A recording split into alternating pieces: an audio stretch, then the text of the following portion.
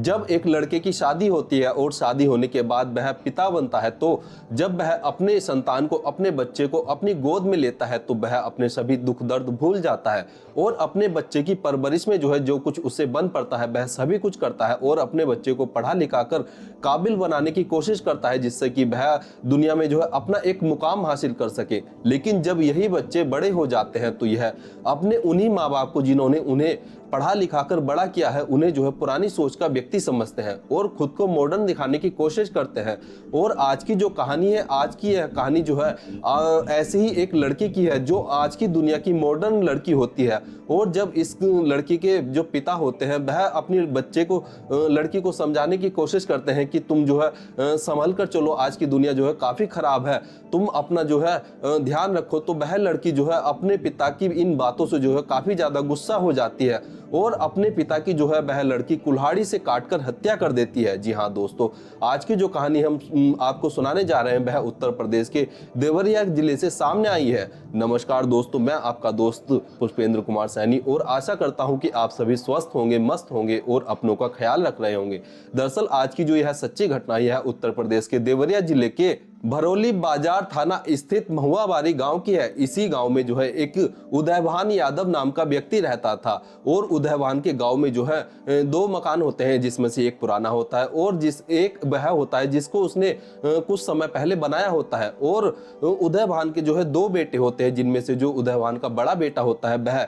भारत से बाहर प्रदेश में रहकर काम करता था और जो उदयभान का छोटा बेटा था वह गाँव में ही जो उदयभान का नया मकान था उसमें अपने परिवार के साथ रहता था। और उदयभान की एक बेटी भी होती है जिसका नाम दीपाली यादव होता है और दीपाली यादव अपने पिता उदयभान यादव के साथ जो है अपने पुराने मकान में रहा करती थी। लेकिन मंगलवार की रात यानी 4 मार्च को जो उदयभान होता है वह पास ही में दावत पर गया होता है और दावत खाकर जब उदयभान वापस अपने घर पर आता है तो वह अपनी बेटी, जिसका नाम दीपाली होता है, अपनी बेटी दीपाली से पूछता है कि क्या तुमने खाना खा लिया। तो यहाँ पर जो दीपाली होती है वह बताती है पिताजी मैंने खाना खा लिया है और अब आप भी सो जाइए और मैं भी सो रही हूँ। तो उदयभान जो होता है वह अपने बिस्तर पर सोने के लिए चला जाता है। लेकिन अचानक 12 बजे के करीब रात में ही जो दीपाली होती है वह जोर जोर से चीखने चिल्लाने लगती है, जिससे कि जो आसपास के व्यक्ति होते हैं और जो उदयभान का छोटा भाई धर्मेंद्र यादव होता है वह भी वहां पर आ जाता है। और जब अपनी भतीजी से धर्मेंद्र पूछता है कि क्या हुआ, तुम चीख चिल्ला क्यों रही हो, तो यहाँ पर जो दीपाली होती है वह बताती है कि मैंने जब मैं अपने कमरे से बाहर आई तो यहाँ पर जो है 4 लोग जो है पापा के कमरे से, पिताजी के कमरे से भागते हुए दिखाई दिए थे और जब मैंने अपने पिता के कमरे में जाकर देखा तो पिता अपने बिस्तर पर लहूलुहान हुए पड़े थे और पूरी तरह से खून में सने हुए थे। तो यहाँ पर जो उदयभान का छोटा भाई धर्मेंद्र यादव होता है वह जब अपने भाई उदयभान के कमरे में जाता है तो जब वह देखता है तो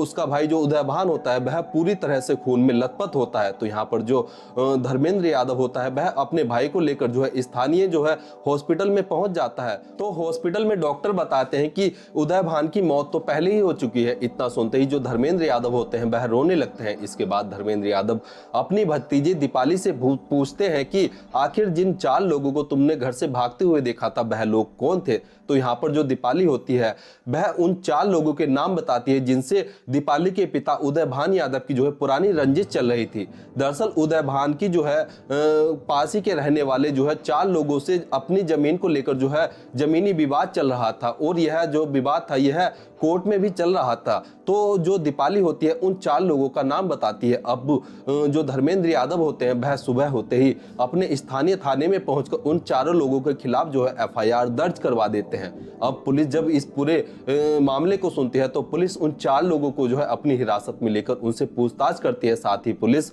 उन 4 लोगों के जो है फोन की भी लोकेशन ट्रेस करवाती है। लेकिन पुलिस को जो है उन 4 के फोन की लोकेशन जो है जिस रात उदयभान का कत्ल हुआ था उसके घर के आसपास बिल्कुल भी नहीं दिखती है। और जो पूछताछ पुलिस उन 4 लोगों से करती है तो उन 4 की बात से जो है साफ साफ जाहिर होता है कि वह उन 4 लोगों ने जो है कत्ल नहीं किया था। लेकिन जब दीपाली इन 4 लोगों का नाम बता रही थी तो पुलिस जो है इन 4 पर जो है कड़ाई से पूछताछ करती है। लेकिन पुलिस को जो है इस पूरे मामले के बारे में कुछ भी नहीं पता चलता है। इसके बाद पुलिस वाले जो होते हैं वह इस उदयभान के मर्डर को जो है अलग अलग एंगल से जांच करते हैं। साथ ही पुलिस वाले जो जो होते हैं वह उदय भान के जो भाई धर्मेंद्र यादव होता है और जो उदय भान का बेटा होता है और जो उसकी बेटी होती है, उन चारों से भी पूछताछ करते हैं। लेकिन यहाँ पर जो है पुलिस को फिर भी कोई ऐसा सबूत नहीं मिलता है जिससे कि पुलिस किसी पर शक जता सके। इसके बाद पुलिस जो होती है वह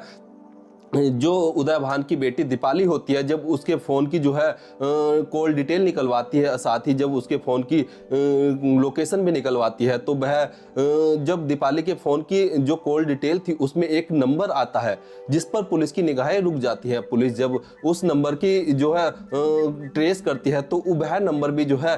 दीपाली के घर के आसपास का ही आता है। अब पुलिस वाले जो होते हैं दीपाली से जब सख्ताई के साथ और उससे कड़ाई के साथ पूछताछ करते हैं तो दीपाली यहाँ पर टूट जाती है और दीपाली बताती है कि मेरे पिता जो है मुझ पर जो है काफी बंदिश रखते थे। असल में जो मेरा जो है एक लड़के से अफेयर चल रहा था। दरअसल दीपाली बताती है कि उसका पासी के रहने वाले विशेष कुमार कौर से जो है अफेयर था और इसी के चलते जब पिताजी को मेरे इस अफेयर के बारे में पता चला तो उन्होंने मुझ पर जो है काफी जो है बंदिशें लगा दी थी और मेरे प्रेमी से जो है मिलना जुलना भी बंद कर दिया था, जिसके कारण मैं पिताजी से काफी ज्यादा गुस्सा हो गई थी और मैं जो है अपने प्रेमी से जो है मिलना चाहती थी। लेकिन मेरे पिता जो है मुझे अपने प्रेमी से मिलने नहीं दे रहे थे, जिसके कारण जो है मैं एक अपने प्रेमी के साथ जो है प्लान बनाती हूँ और अपने पिता को ही अपने रास्ते से हटाना चाहती हूँ, जिससे कि जो मेरा प्रेमी था, जो हम दोनों का जो है मिलना जुलना होता रहता और मैं अपने प्रेमी से इसके बाद शादी कर लेती। लेकिन मेरे पिता जो थे मेरे रास्ते का कांटा बन रहे थे, तो जिसके कारण जो है मैं अपने पिता को अपने रास्ते से हटाने का एक प्लान बनाती हूँ और अपने इस प्लान में जो है अपने प्रेमी को भी अपने इस प्लान का हिस्सा बना लेती हूँ और अपने प्रेमी के साथ मिलकर जो है मैं 4 मार्च यानी कि मंगलवार की रात को जो है अपने पिता को, जब मेरे पिता घर पर सो रहे होते हैं, तो मैं घर पे ही एक कुल्हाड़ी से जो है जो मेरा प्रेमी था वह पहला बार मेरे पिता के सर पर करता है, जिससे कि मेरे पिता जो है चारों खाने चित हो जाते हैं और उन्हें कुछ सूझता भी नहीं है। और इसके बाद जो मैं थी अपने प्रेमी से कुल्हाड़ी लेती हूँ और अपने पिता के सीने पर जो है पूरी ताकत के साथ वार करती हूँ, जिससे कि मेरे पिता का जो सीना होता है वह कुल्हाड़ी से जो है कट जाता है। और इसके बाद जो है मैं अपने पिता के ऊपर जो है काफ़ी सारे वार करती हूँ और इसके बाद मैं अपने प्रेमी को जो है अपने प्लान के मुताबिक घर से भगा देती हूँ और अपनी जो जिस कुल्हाड़ी से मैंने अपने पिता की हत्या की थी उसको भी धोकर साफ कर देती हूँ और घर पर ऐसी जगह रख देती हूँ जिससे कि उस पर किसी की नज़र ना पड़े। और जो कपड़े मैंने पहने हुए थे उन कपड़ों को भी जो है मैं ठिकाने लगा देती हूँ और इसके बाद मैं जो है घर के बाहर आकर जोर जोर से चीखने चिल्लाने लगती हूँ, जिससे कि जो आसपास के लोग थे और जो मेरे चाचा धर्मेंद्र यादव थे वह भी वहां पर पहुंच जाते हैं। और मैं अपने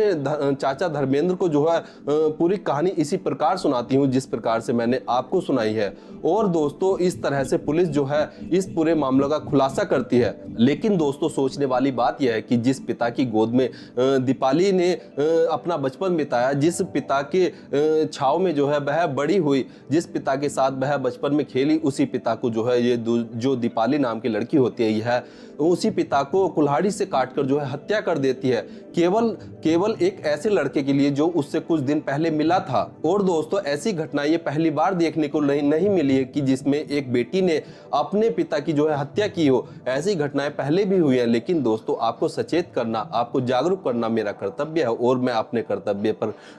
लगातार बना रहूंगा। धन्यवाद।